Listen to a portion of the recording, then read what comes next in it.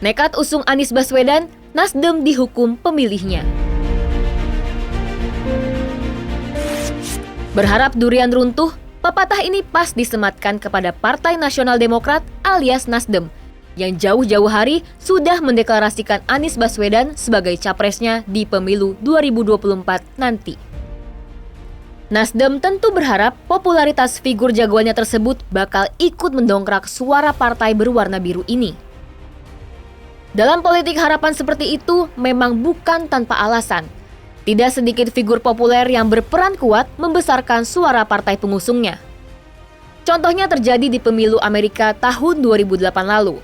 Saat itu pencalonan figur populer Barack Obama membantu partainya meraih kemenangan secara telak. Fenomena semacam ini bisa disebut sebagai kotel effect alias efek ekor jas. Yang mesti diingat, efek ekor jas ini belum tentu serta-merta berlaku pada semua kondisi.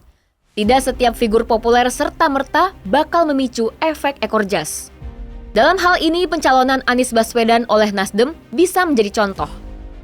Survei Saiful Mujani Research and Consulting atau SMRC yang dilakukan selama 5-13 November 2022 mengungkap pengikisan elektabilitas Partai Nasdem dari 5,4% pada bulan Oktober menjadi 4,8% pada bulan November. Memang Nasdem bukan satu-satunya partai yang diketahui mengalami penurunan elektabilitas dalam rilis SMRC tersebut. Gerindra pun juga mengalami hal yang sama. Tapi bagi Nasdem, catatan ini ironis. Sebab turunnya elektabilitas partai ini justru hanya sebulan setelah partai yang dipimpin oleh Surya Paloh tersebut mendeklarasikan Anies Baswedan sebagai capresnya pada 3 Oktober 2022 lalu. Pertanyaannya, mengapa fenomena pengikisan suara Nasdem ini bisa terjadi? Survei yang dipublikasikan oleh SMRC memang hanya ditujukan untuk mengukur tingkat elektabilitas masing-masing partai. Tidak sampai mengungkap penyebab dinamika elektabilitasnya. Tapi untuk kasus yang dialami Nasdem, kita bisa mengajukan beberapa faktor yang kemungkinan besar menjadi penyebabnya. Pertama, kesan terburu-buru dalam deklarasi Anies. Kasak-kusuk soal kandidat presiden yang diajukan masing-masing partai untuk 2024 nanti memang sudah mulai mengemuka sejak jauh-jauh hari. Tapi kasak-kusuk tentu berbeda dengan deklarasi resmi. Tahun 2024 terasa masih cukup jauh, sementara masyarakat saat ini tengah fokus pada situasi pemulihan setelah hantaman pandemi yang efeknya macam-macam. Deklarasi capres dalam kondisi seperti ini jelas sangat beresiko. Ada hal-hal urgen lain yang saat ini mestinya menjadi prioritas bersama, seperti upaya menyemarakan geliat ekonomi masyarakat, serta mendorong berbagai kebijakan pemerintah yang sempat terhalang pandemi. Setiap partai politik pada dasarnya bisa ambil macam-macam peran dalam upaya tersebut. Deklarasi capres jelas bukan salah satu di antaranya. Karenanya, ketimbang dilihat sebagai kebulatan tekad, deklarasi Anies oleh Nasdem malah menimbulkan kesan terburu-buru dan kurang sensitif. Apalagi mengingat Nasdem masih menjadi bagian dari kekuatan incumbent yang mestinya tengah ikut fokus melakukan berbagai upaya perbaikan. Kedua, figur Anies Baswedan yang problematik.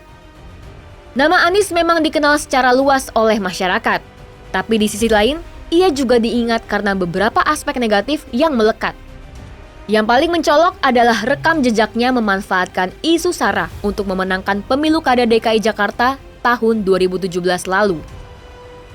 Bukan hanya pada saat kampanye, Anies kembali mengungkit isu SARA dalam pidato pelantikannya sebagai Gubernur Jakarta.